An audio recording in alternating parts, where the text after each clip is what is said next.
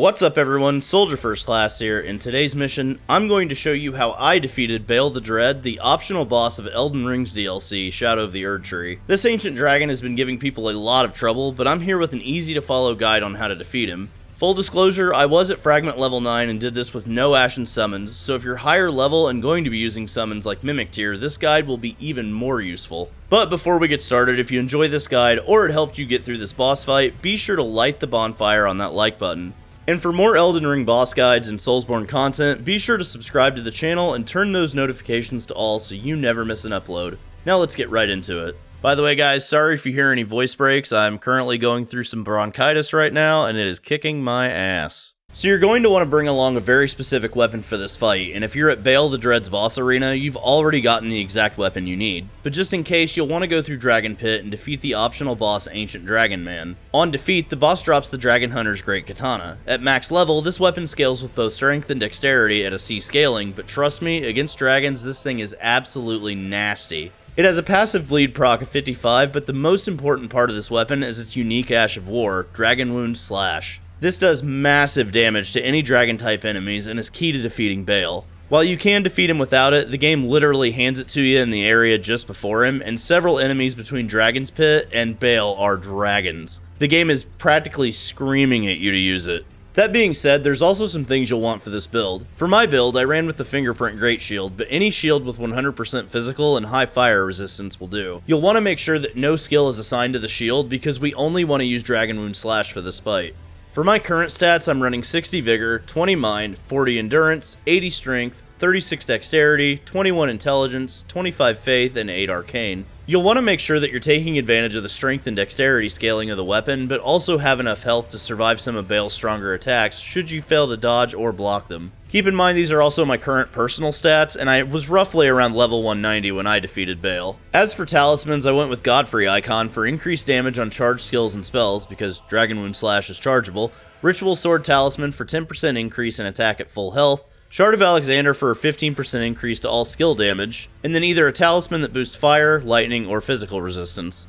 But the last talisman is honestly just personal preference. For your Wondrous Physic, I combined the Stone Barbed Crack tier for easier stance break, and the Winged Crystal tier for reduced equip load, allowing me to have light dodge rolls instead of medium or heavy, while still being able to carry super heavy armor and this heavy shield. However, keep in mind this effect doesn't last forever, but following this guide, you should defeat Bayle before this ever wears off. This next part is entirely optional, but it actually makes this fight easier too. If you defeat the two dragons fighting each other before reaching Bayle, you'll get an encounter along the path up the mountain with the best NPC in the entire DLC, Egon.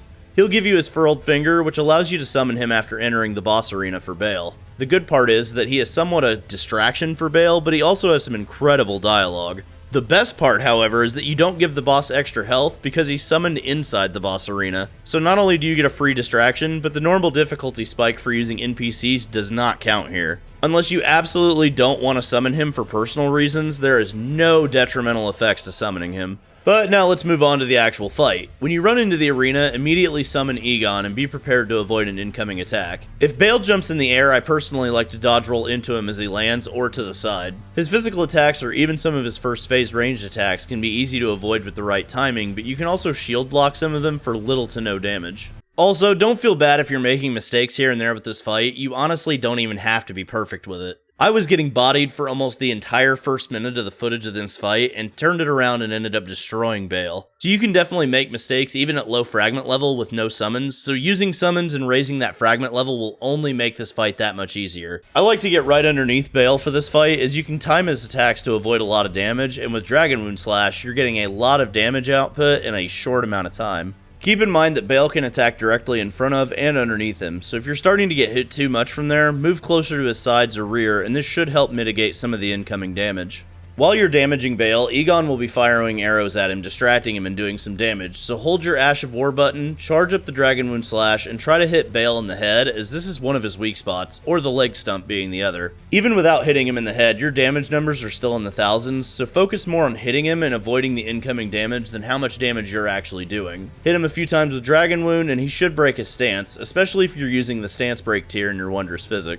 Once he's stance broken, run to his head and critical him. If you're comfortable with the timing, you can usually get another free dragonwound slash after a critical, so feel free to do so for that extra little bit of damage. Repeat this process, and around 40 to 50% health, he'll get super angry and transition to phase 2. Bayle will then sprout wings and fly into the air, but this will take about 5 to 10 seconds, so be sure to top off any health or FP as he'll jump to the back of the arena, giving you some room to breathe before he does so. He'll then fly into the air and launch long-range fire missiles before attempting to crash land into you. Avoid the crash landing and the magma coming up underneath him, and take advantage of Bayle lying on the ground to unload more dragonwound slashes on him. A few more hits and a stance break later, and Bayle should be down for the count. And there you have it, Bayle the Dread is defeated. Hopefully this guide helped you defeat this legendary dragon once and for all, and you can move on to the next leg of your Elden Ring Shadow of the Erdtree journey. If this guide helped you, be sure to leave a like on the video, and don't forget to subscribe for more Elden Ring guides and build videos, and to turn those notifications to all so you never miss an upload.